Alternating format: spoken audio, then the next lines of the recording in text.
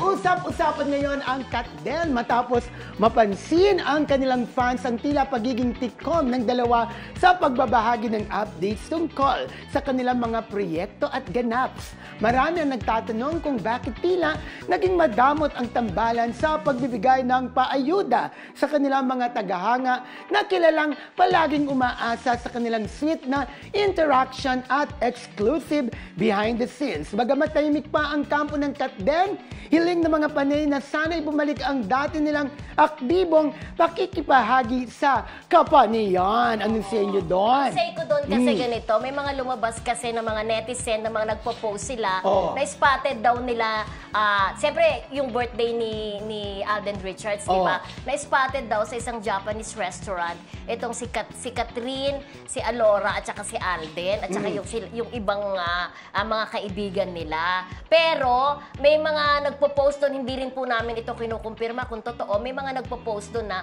bawal daw silang picturean.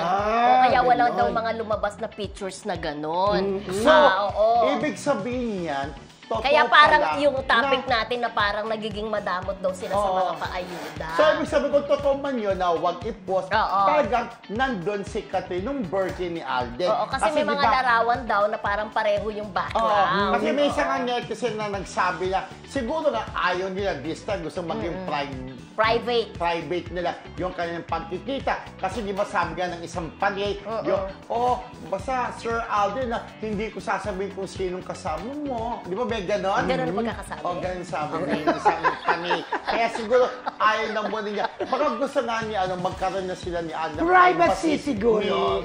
Ni Catherine na siguro going there na talaga yung magiging relasyon. Malay natin. Pero naghahati pa rin kasi talaga. Wala tayong nakikita mga paayuda nila, biglang gugulatin na lang tayo, di ba? Pero kung naniniwala ako na lagi pa rin magkasama ang Katden kahit tapos sa yung pelikula, di ba? At constant pa rin ang communication nila. At saka doon sa, di ba, sa part ni, naalala nyo, di ba, even yung wake ng lolo ni Alden, di ba, parang hindi nagustuhan ng tatay yung pagpo-post ng pictures with, nandun yung nakikiramay si di ba?